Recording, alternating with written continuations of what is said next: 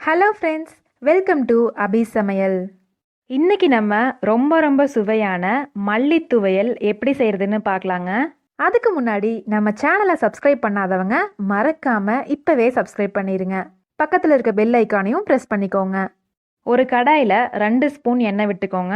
எண்ணெய் நல்லா காஞ்சதும் 200 கிராம் சின்ன வெங்காயத்தை நறுக்கி சேர்த்துக்கோங்க. வெங்காயம் நல்லா வதங்கணுங்க. இப்போ பாருங்க, வெங்காயம் நல்லா வதங்கிருச்சு.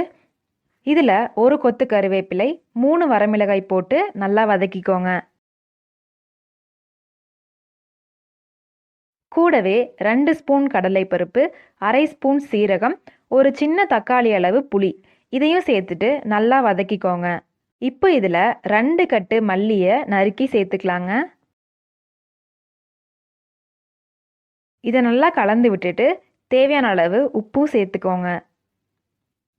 இது நல்லா வதங்கணுங்க. நான் இன்னைக்கு மல்லி இலைகளோட தண்டையும் சேர்த்து நறுக்கி போட்டிருக்கேங்க.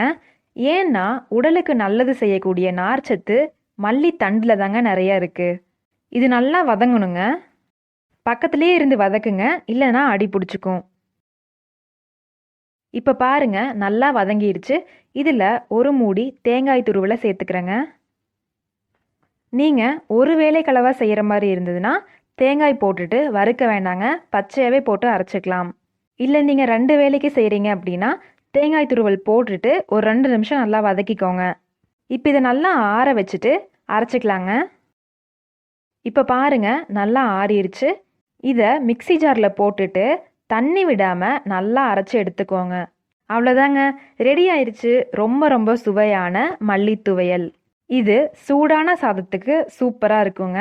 இட்லி தோசைக்கு கூட தேங்காய் சட்னி கூட தொட்டு சாப்பிட்டா ரொம்ப சுவையாக இருக்கும். நீங்களும் சமைச்சு சாப்பிட்டு பார்த்துட்டு எப்படி இருக்குன்னு எனக்கு கமெண்ட் பண்ணுங்க.